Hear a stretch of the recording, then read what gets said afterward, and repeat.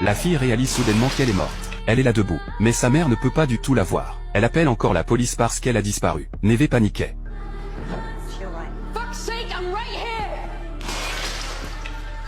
Mais sa mère ne pouvait toujours pas la voir, et le vase qu'elle venait de laisser tomber par terre avait disparu. Quand elle a regardé en arrière, le vase était encore intact. Neve est montée en courant à l'étage pour appeler sa sœur, mais c'était la même chose. Et c'est à ce moment-là qu'elle s'est regardée dans le miroir, et a vu les marques d'étranglement sur son cou. Elle ne savait pas ce qui lui était arrivé. Elle se souvenait seulement que la veille, elle et son petit ami avaient participé à une course de moto, mais elle ne se souvient de rien après la course. Elle a décidé d'aller sur la piste pour en savoir plus. Quand elle est arrivée sur la piste, ses parents, sa famille et ses coéquipiers la cherchaient dans les bois, et elle savait au fond d'elle qu'ils ne la trouveraient pas ici, parce que ce matin elle s'est réveillée au fond du lac et est rentrée chez elle. Elle devait encore être dans le lac, mais elle ne peut pas le faire savoir à sa famille. À ce moment-là, son chien est arrivé, et a commencé à aboyer après elle.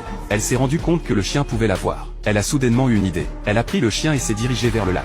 Son beau-père a remarqué le comportement inhabituel du chien. Il a pensé qu'il devait avoir senti quelque chose, et a crié à tout le monde de le suivre. Bientôt elle a eu Teddy qui les conduisait au lac. Puis une nuée de corbeaux s'est envolée et a commencé à tournoyer au-dessus du lac.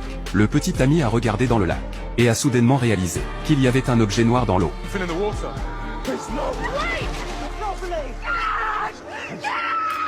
Le petit ami et ses deux amis ont rapidement nagé vers le lac. En effet, son corps a été ramené quelques minutes plus tard. La mère était dévastée quand elle l'a vu. Bientôt son père biologique est arrivé. Il était